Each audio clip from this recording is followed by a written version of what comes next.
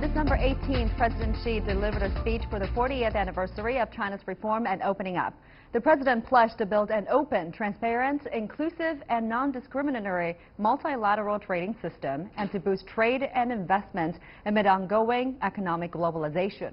So what are the accomplishments of the reform and opening up so far? And what will be the next challenges?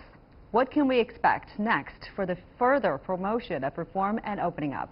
So to discuss these issues and more, I'm happy to be joined in the studio by Victor Gao Zhikai, Vice President of the Center for China and Globalization, and Mr. Einar Tengen, our current affairs commentator. That is our topic. This is Dialogue. I'm Li Qiuyuan.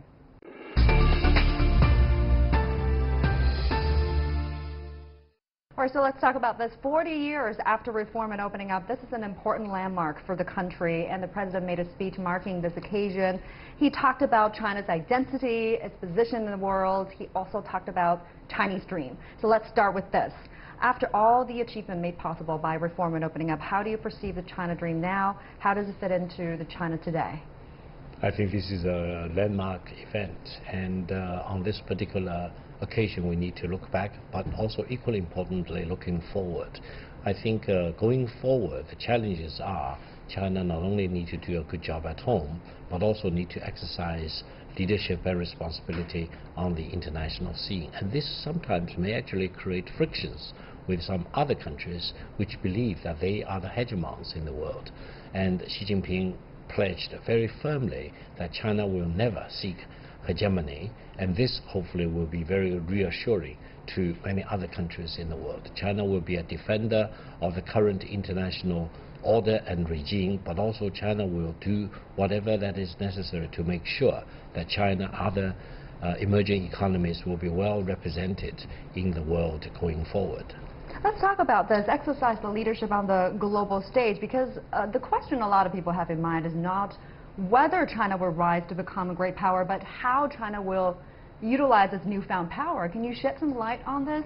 Well, this is the difficulty. Structurally, China is different from the liberal, democratic, capitalist societies that are around the world. And this is what has been challenging, as China has developed its model, which is still developing. I mean, I think Xi Jinping and everyone else would say, you know, it's not stopped yet. So, but this is very difficult for a lot of countries to do. They see China's success, yet they feel implicitly that the success is a threat. I mean, there was a, going back to the WTO, China was given a very hard time entering it. They had the most onerous conditions that any country up to that point had on them. And China was forced to swallow the bitter pill and go forward with it. Now they turned lemons into lemonade, and as a result, there are some people in the U.S. and Europe who say, well, somehow this didn't work out the way we expected. We wanted China to change, not only economically, but politically. This hasn't happened. It's probably not going to happen, and this is where things get a little bit difficult.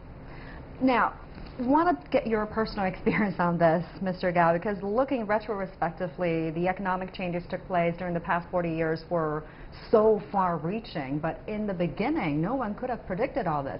But you worked with Deng Xiaoping very closely. You know him personally. He essentially outlined an experiment that none of the communist governments have ever tried before.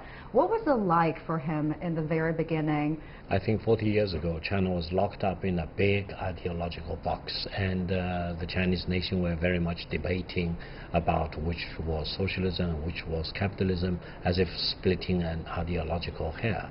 I think what Deng Xiaoping contributed to China and the rest of the world is that he called a stop to all these nonsensical ideological debate and hair splitting, for example, and emphasized that only development mattered and only improvement of living standards and efficiency and productivity would bring better life to the people.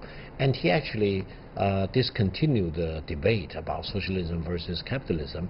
What he put forward is socialism with Chinese characteristics, which actually could be all encompassing, all inclusive, whatever that worked could be included in the Chinese characteristics. And I think this really liberated the mind of the Chinese people and freed the Chinese nation from the ideological ossification and enabled the Chinese nation to move forward. So for many years, the litmus test was whether it would improve the economic development in China.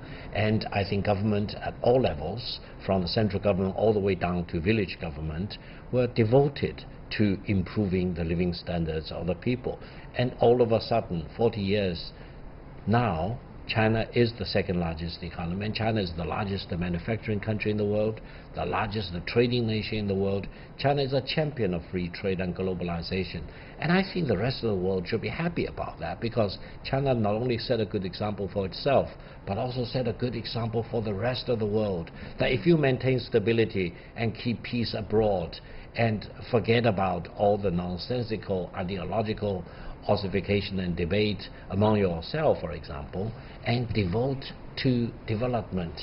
That's a recipe for development, that's a recipe for growth, that's a recipe for better living standards of the people. And other countries can do the same, as the Chinese nation have done over the past 40 years.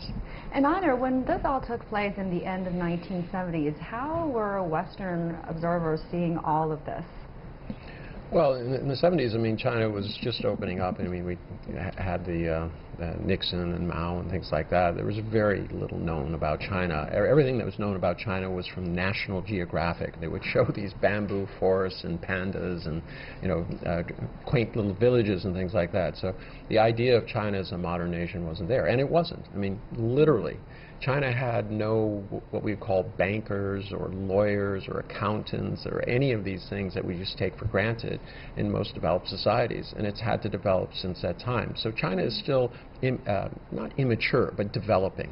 And I think that's something that people around the world have to understand, that it is not set in stone, that it's still a very pragmatic nation that does what is necessary in order to further these things. I want to relate a funny story, and maybe Victor can say whether it's true or not. Apparently Deng Xiaoping went to, when he was down in Shenzhen, he looked out over the sea and towards Hong Kong, and he saw some people swimming towards Hong Kong.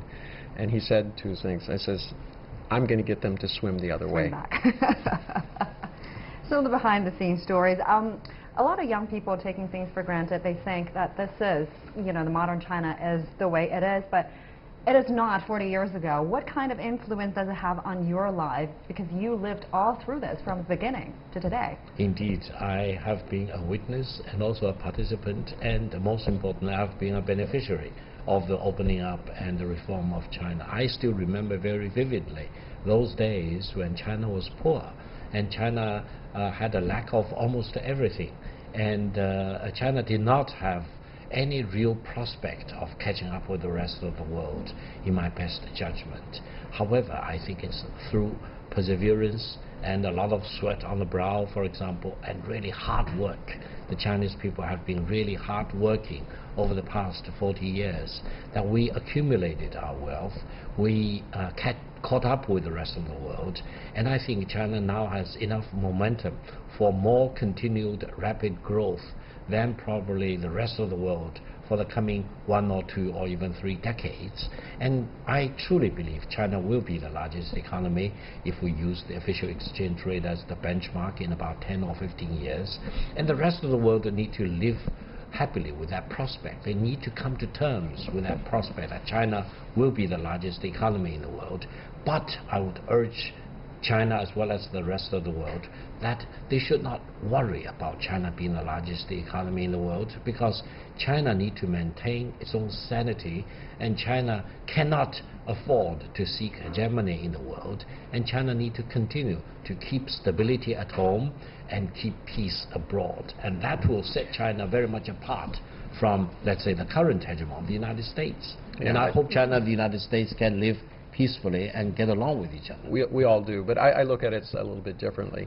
I mean, Deng was not trying to make the biggest economy in the world. What he was trying to do was improve the life of his people. And that is evident. I mean, today you're a year away from basically getting rid of poverty in China. China has, unlike many other nations, brought the lowest forward with it. as its economics has improved. And I think that is really the major accomplishment. How have people's lives changed? I mean, I recently talked to a farmer who was in a small area in the remote outside of Guangdong, and he still worked the farm. But his wife was an accountant in Shenzhen. His daughter had also followed in accounting, and she had just gotten a job, and his youngest daughter was awaiting to take the Gaokao. And I said, what do you make of all this? And he was an older fellow. He'd lived through this. He says, I can't believe it. He says, I'm so happy that things turned out this way. He says, my life is hard, but there's hope. And he said, my children will have opportunities I never had. And you know, this was just a very, very ordinary guy who was just, he just happened to be someone I was talking to. So dont's vision was to increase people's livelihood, and interestingly, Xi Jinping mentioned that this is, you know, the rejuvenation of this whole nation should be a relay race. What do you think are the responsibilities or missions that he has in mind for this generation of leadership? Yeah, I think fundamentally, Deng Xiaoping's vision for China and President Xi Jinping's current vision for China are not substantially different. Yes, indeed, Deng Xiaoping wants to improve the living standards of the people. He wants to have the Chinese people get rid of poverty and live in relative prosperity, indeed. However, don't forget, if a country can maintain stability for 4 decades or 5 decades or 6 decades, and the people can just devote to development and growth, for example, then by nature it will become richer and wealthier, it will become more developed, and especially if other countries develop much slower than your country, then definitely your country will catch up with them and eventually probably will lead the rest of the world in terms of the size of the economy, especially given the overall size of China as a population. Victor, you keep talking about the size as if that's the only thing that matters. It's really about things. I mean, you asked earlier about this issue about the young people and things. They have so many choices. They find it difficult to make. Actually, they feel tremendous amount of pressure to keep up with their peers, to know exactly where to go. I think the important part here is that China is trying to say, look, we want moderate prosperity. We don't want to have consumerism as a god. It cannot necessarily make our lives better. In fact, in many cases, it makes people's lives worse. I mean, what was that movie, Crazy Rich Asians and things like this? That's not the society that you're striving for. And this is the difficult part. Young people who've never had to sacrifice, right, never had to make the choices that you and your generation and generations before had to do to bring about modern China. It can sometimes be, you know, well, I don't understand that. You know, why is this so important? I just want a job, a house, you know, a good marriage, a good life. I want to go traveling. But without that sacrifice, no country can go forward unless you're willing to do something today for tomorrow, and not just yourself. It's very difficult to see the longevity of any kind of political system. Want to respond to that before we head into short break? No, I think I have confidence in the younger generation of the Chinese people, mainly because, yes, circumstances are different. Yes, they have less need to sacrifice and work as hard as their former generations, their parents or their grandparents. However, I think if we use a happiness index to measure China versus many other countries, I would say probably the happiness index in China is relatively low. Why? Because people have to work extra hard. And people it's really actually one of the highest in the world. Yes, of and any people have developed to put in more hours, more labor to work.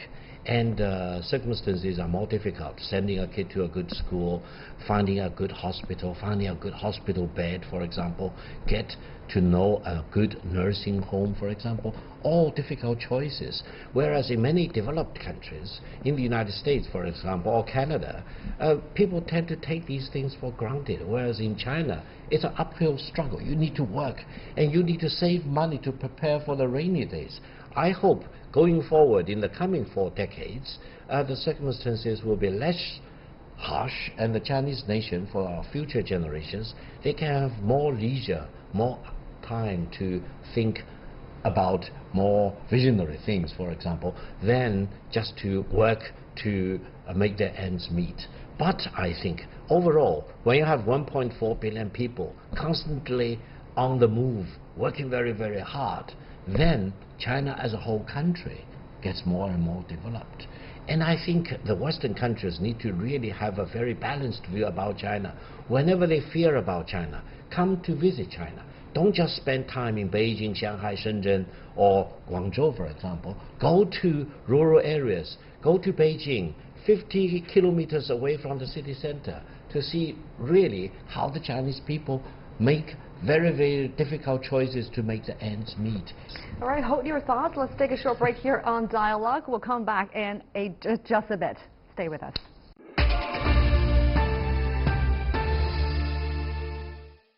Welcome back to Dialogue. So looking at some of the media coverage of President Xi's speech, some points made by him made headlines. For example, he warned that no one is in a position to dictate to China, that China will continue its reform, but on its own term. How do you interpret the message? Is there specific targets? You know, there is an irony in the world today. Some countries claim that they have rebuilt China.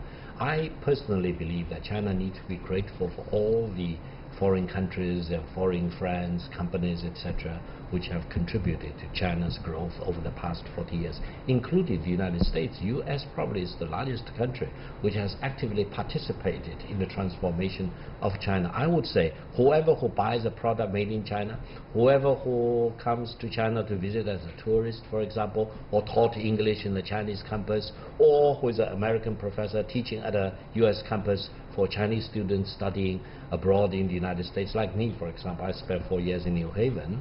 I think we need to be grateful. However, if you say that you rebuild China, come on, that's probably a little far from reality.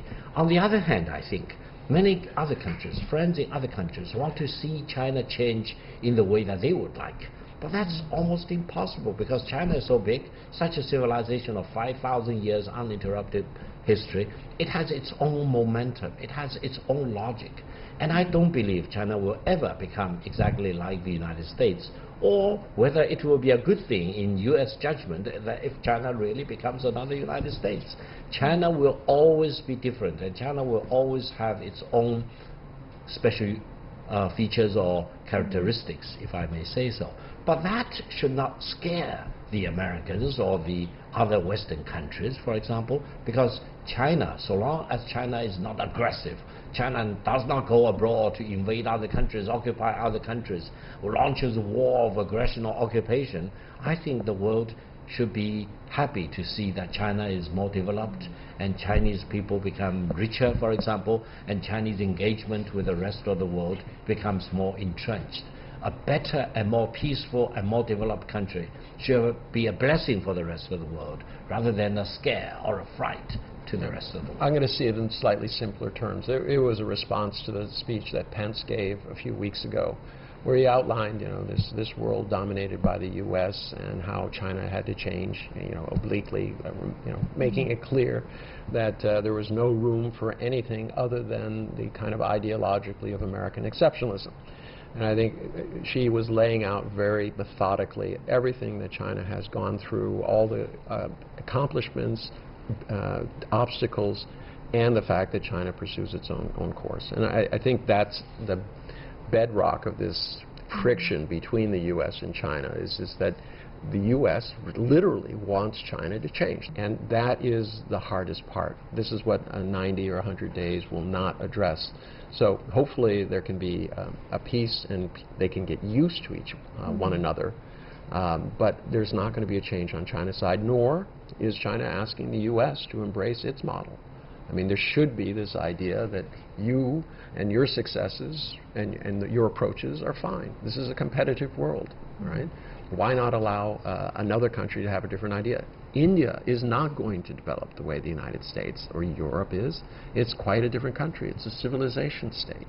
So this unwillingness to accept other forms or developments that are not in the image of what you imagine is going to continue to be a problem, not just between China and the U.S., but between Asia and the rest of the world.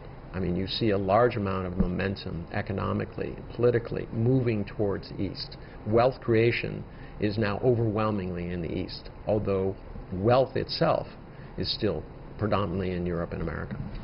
So a direct response to that, China would not change its political system. But on the trade issue, a lot of people were watching this speech very closely because they were looking for hints of any possible concession that the Chinese president was prepared to make to try to perhaps ease some of the trade frictions, but we didn't see those. And No. You don't think that's going to happen? I think we did. You did? Yeah, he said China is going to continue to open up, and that's what they've done. They've announced something. Vague.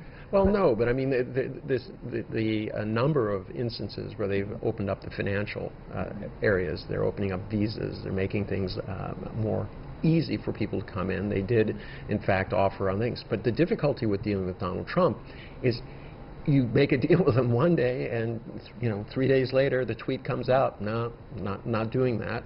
All right. Today he announced he was, basically going to get rid of, pull out of a country. No thanks. I mean, how do you deal with somebody who is unpredictable and unreliable?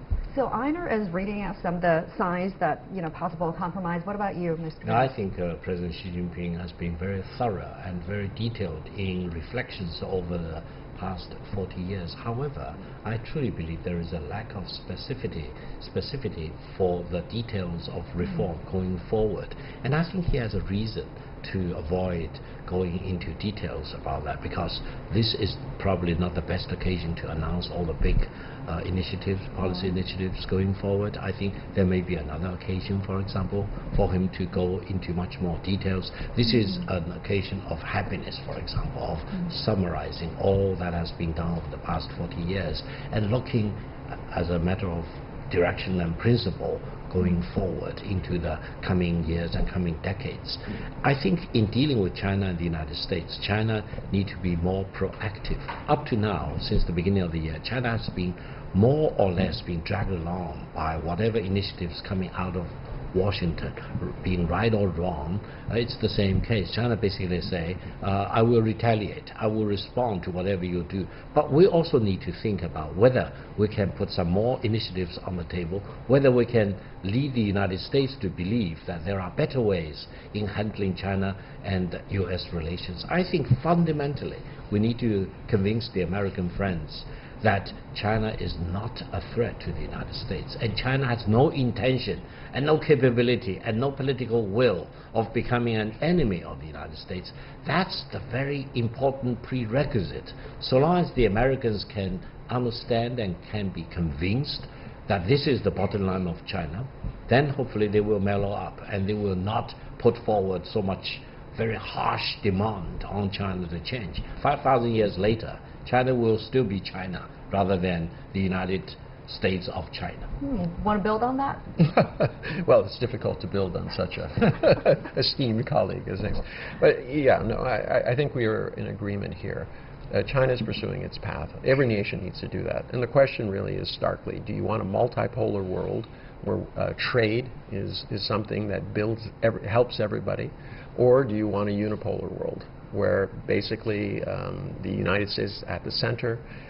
There's a bilateral agreement with every country around where the U.S. is able to use its hegemonic powers in order to get the best deal. Now that might sound good for the United States, but it's not stable. That kind of wheel will eventually collapse. I mean, it sounds to me like Hunger Games. It's just everyone gives and nothing is given back. It's not possible. The world has changed. The U.S. position in terms of economy is drastically changed, but not in the way that they advertise. The fact is, American companies wanted to compete. They became part of the global supply chain, and they took home 2/3, U.S. and Europe took home 2/3 of the world's profits over the last 15 years. 2/3, 10% of the people. So this gives you an idea that this was not this one-sided thing where jobs were shifted overseas by ruthless titans of industry. The fact is, once one went over, all right, in order to compete, the rest had to go over. Now, that led to an unprecedented period of economic growth, not only in the U.S. and Europe in terms of profits, but also around the world. And this is what people have to understand.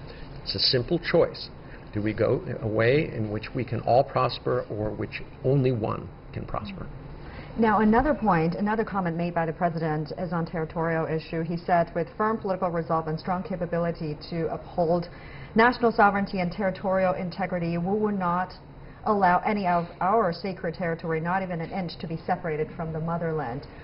How do you read that? Was he possibly talking about Taiwan?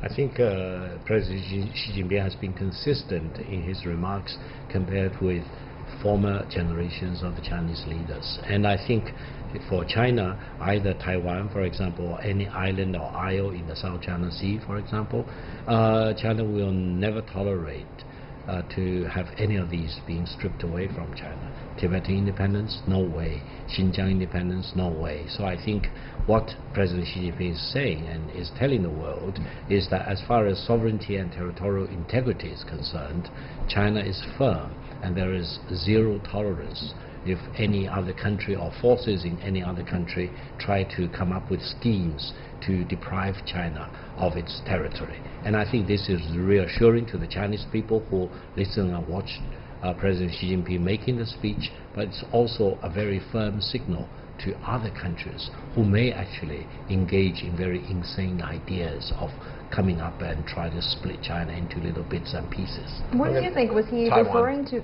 Okay. Yeah, I mean, it's quite clear. The U.S. has been sailing battleships through the Taiwan Straits. This is a very, very provocative act, and they've upgraded the political ties. They're encouraging U.S. lawmaker-to-lawmaker exchanges at a very high level. This is kind of waving the red flag at the bull.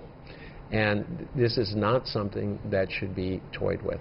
And this is the real danger of somebody like Donald Trump. He doesn't read, he doesn't maybe understand the significance of what Taiwan means to China.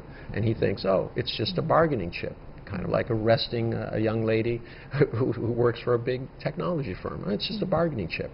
This is his world. I don't think he understands the gravity of what he's talking about, or what he's not talking about, what he's doing. And this is the greatest unknown and the thing that I'm most worried about in 2019, as he is beset by more and more issues. Mueller investigation, personal investigation, his business investigations. It's really, you know, I worry that he will do something in order to divert attention away from the things and try to bring people together. We've seen situations like that when people use nationalistic cards in order to, you know, quote, rally the people. Now, final remarks. Looking at the future prospects, what fields do you think there's urgent need for more opening up and reform? I think China needs to handle its relations with the United States better, including, for example, market access to the United States, including U.S. companies, but also equally importantly, how China needs to handle its overall political relations, geopolitical relations with the United States.